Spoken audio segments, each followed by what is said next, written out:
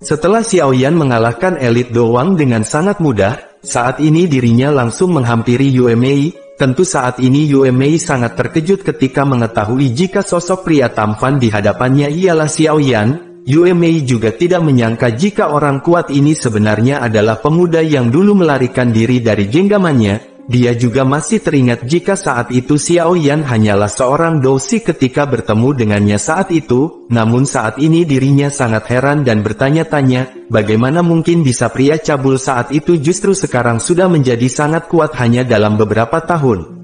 Sesuai yang diketahui jika saat itu Xiao Yan sempat dikejar oleh Yue Mei sampai dia menjadi sangat sengsara, bahkan jika Yue Mei tidak bertemu dengan kelompok Gu He, maka saat itu kemungkinan besar Xiao Yan sudah tertangkap olehnya. Atas kejadian itu tentu saja membuat Yue Mei saat ini menjadi khawatir jika Xiao Yan akan berencana untuk balas dendam kepadanya. Melihat tingkah Yue Mei membuat Xiao Yan tersenyum dan berkata, "Tenang saja Komandan Yue Mei. Aku si pria tampan dan tangguh bukanlah orang yang tidak bisa memaafkan, bahkan saya juga sudah lama melupakan masalah saat itu, ditambah lagi saat ini masih dalam suasana Hari Raya Idul Fitri maka saya juga akan meminta maaf kepada Komandan Yue Mei karena sudah mengintip Anda kala itu." Di sini Yue Mei hanya menghela nafas lega ketika dia mendengar kata-kata dari babang tampan Xiao Yan, namun di sini dirinya juga masih terkejut karena Xiao Yan tidak hanya bertambah kuat namun dia juga berhasil menjadi pemimpin dari aliansi Yan. Akan tetapi di samping dari keterkejutan dari Yue Mei dirinya juga sedikit kecewa kepada Xiao Yan, karena menurutnya Xiao Yan sudah tidak bertanggung jawab sebagai seorang ketua aliansi Yan. Karena saat itu Xiao Yan justru tidak muncul juga walaupun sedang ada masalah besar yang menimpa aliansi Yan.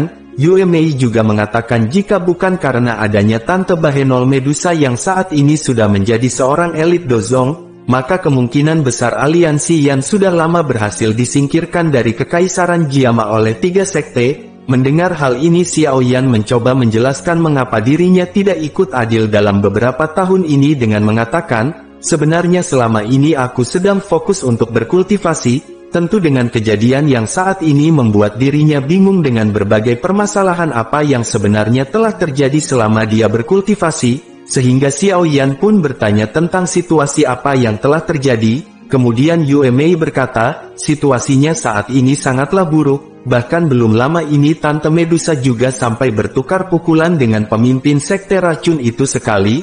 Lalu atas hal ini membuat kedua belah pihak terluka." Lalu diketahui jika setelah kejadian itu membuat pemimpin dari sekte racun bersembunyi untuk bisa memulihkan diri dari luka-lukanya, akan tetapi Tante Medusa juga menerima kerugian, karena dia juga sempat menderita beberapa luka, meskipun pada akhirnya Tante Medusa juga tidak perlu membutuhkan banyak waktu untuk bisa memulihkan diri, namun atas kejadian ini dimanfaatkan oleh orang-orang dari 3 sekte untuk mulai menyerang yang membuat tekanan di wilayah benteng Gunung Hitam. Meskipun pemimpin sekte racun tidak berpartisipasi kali ini, namun masih ada Yan Luotian dari sekte Angsa Emas, dan 3 sesepuh lembah Mulan yang mempunyai keterampilan Savage 3 binatang untuk bisa bersaing dengan elit Dozong seperti Tante Bohai Medusa.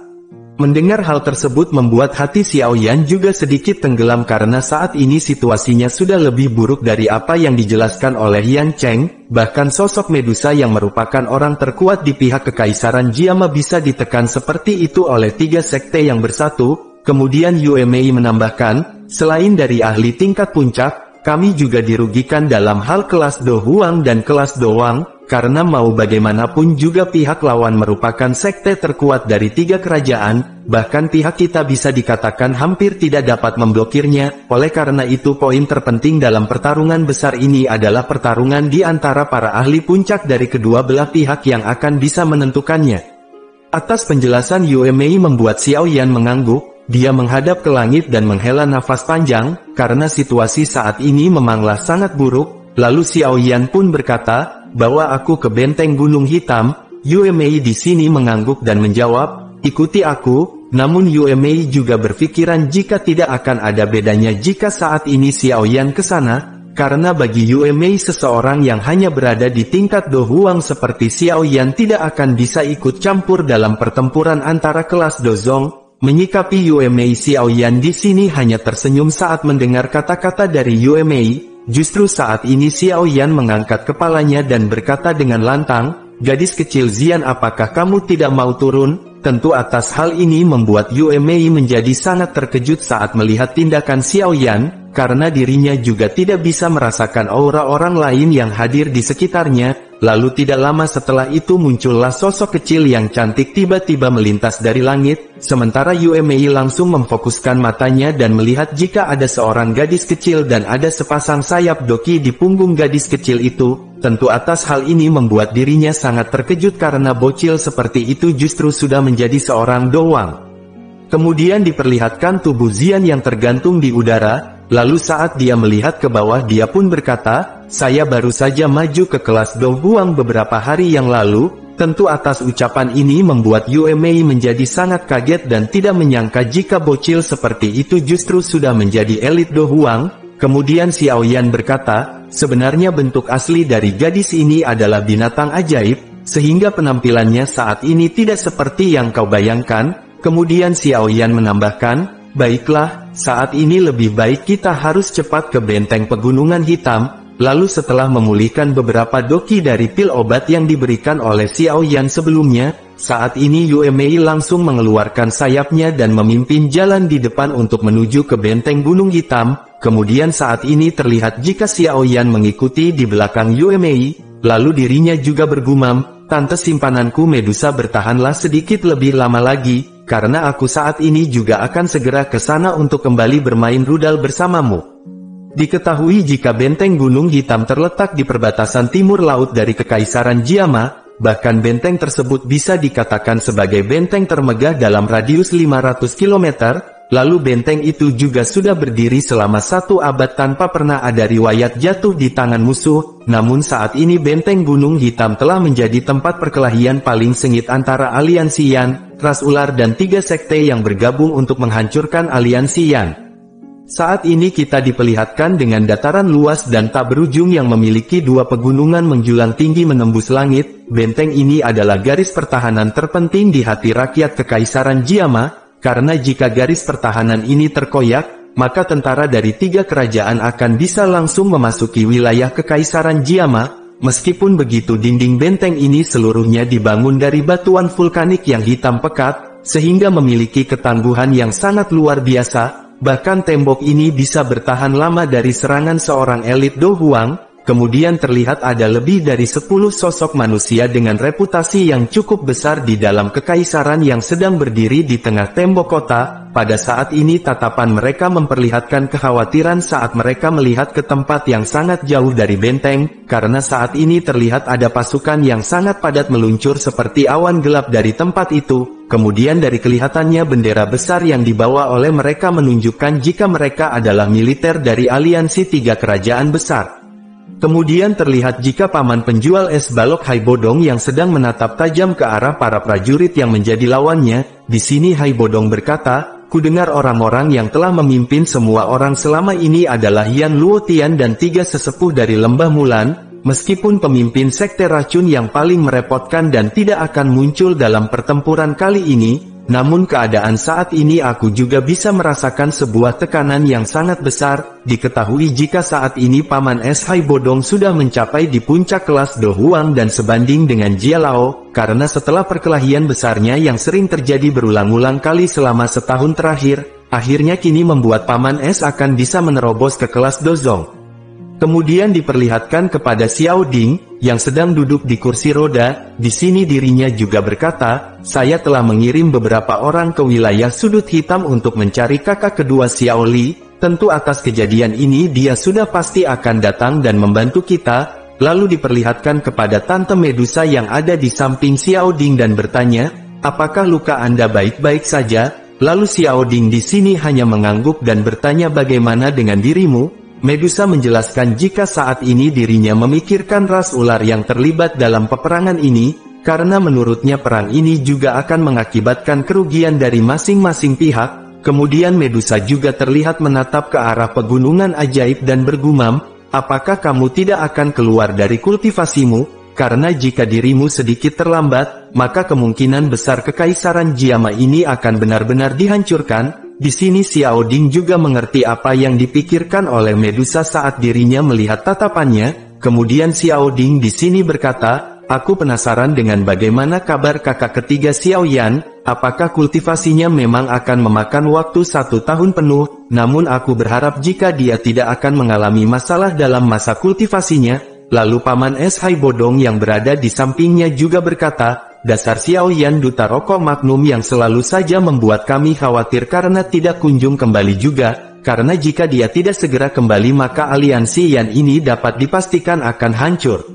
Lalu diperlihatkan Tante Medusa yang saat ini sedang menatap dengan dingin sambil bergumam, semoga saja Babang Tampan Xiao Yan saat ini bisa segera datang. Lalu untuk menunggu kedatangannya lebih baik kita berusaha untuk bertahan dari serangan para musuh, dan jika kita mampu bertahan hingga Xiao Yan menyelesaikan kultivasinya maka aku dapat pastikan jika situasinya akan jauh lebih baik, karena mau bagaimanapun juga Xiao Yan si pecinta rokok Magnum saat ini mungkin sudah menjadi seorang Do Huang, dan jika dirinya mengeluarkan semua kekuatannya maka dia juga bisa mengalahkan seorang elit Dozong. Tentu jika adanya Xiao Yan maka kita secara tidak langsung akan memiliki 2 elit Dozong, sehingga jika hal ini terjadi maka orang-orang dari 3 sekte tidak akan berani bertindak seenaknya. Namun jika kemungkinan terburuk Xiao Yan tidak datang maka aku si Tante Bohai mungkin hanya bisa mengalahkan salah satu dari mereka. Kemudian Jalao di sini juga berkata, pemimpin sekte racun, Yan Luotian dari Sekte Angsa Emas, dan 3 sesepuh dari Lembah Mulan sebenarnya takut dengan keberadaan Tante Medusa, oleh karena itu saat ini mereka masih belum terlibat dalam pertarungan hidup dan mati, meskipun begitu sepertinya saat ini mereka juga sudah melakukan persiapan untuk mengatasi Tante Medusa, oleh karena itu aku berpesan kepada Tante Bahenol supaya tetap hati-hati dan waspada.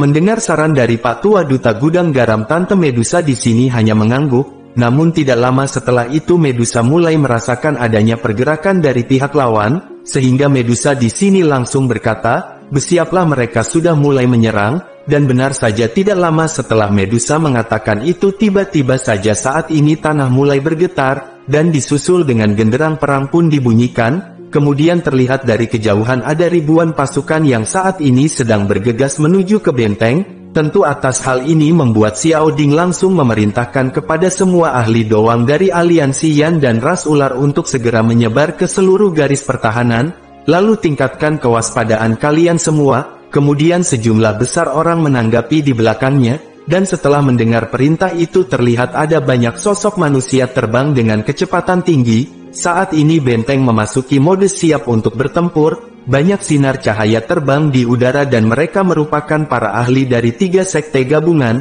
Lalu diperlihatkan Yan Luotian yang saat ini sedang berkata dengan lantang, sungguh tidak terduga jika kerajaan Jiama sangat keras kepala, meskipun kalian mampu bertahan selama hampir 1 tahun di hadapan aliansi 3 kerajaan kami, namun saat ini aku pastikan jika kekaisaran Jiama akan dikalahkan dalam pertempuran kali ini. Kemudian ada sebuah cahaya keemasan yang cerah tiba-tiba saja melesat ke atas langit. Tentu atas hal ini membuat semua orang langsung terfokuskan kepada sosok tersebut. Saat ini terlihat ada seorang pria yang mengenakan pakaian emas dan sedang melayang di langit, kemudian mempunyai sepasang sayap angsa berwarna emas yang luar biasa besar dan berkedip-kedip seperti pasar malam. Yang tak lain sosok tersebut ialah Yan Laotian si pria penjual rokok Rastel. Di sini Medusa yang melihat kedatangan Yan Laotian dirinya juga sempat khawatir, namun Tante Medusa di sini memutuskan untuk langsung terbang ke atas langit dan berkata, apakah hanya 2 bintang Dozong saja yang berani bertindak lancang di depan Ratu yang bohai ini? Yan Laotian si pria cupu pun hanya membalas, tentu tidak, saya tidak mungkin sanggup untuk melawan Tante sendirian. Lalu tidak lama setelah berkata seperti itu tiba-tiba saja 3 sinar cahaya berbeda langsung melesat mendekat ke arah Yan Laotian, dan akhirnya 3 sesepuh yang tersenyum cabul pun muncul di samping Yan Laotian. Lalu salah satu dari mereka pun berkata, Anda memang layak menjadi ratu pemersatu bangsa, namun saat ini izinkan kami bertiga dan pemimpin sekte angsa untuk bertukar pukulan dan beradu rudal denganmu. Tentu atas hal ini membuat Tante Medusa hanya berkata, dasar lelaki tua bau kecut, kalian datang ke sini beraninya main keroyokan, kalau berani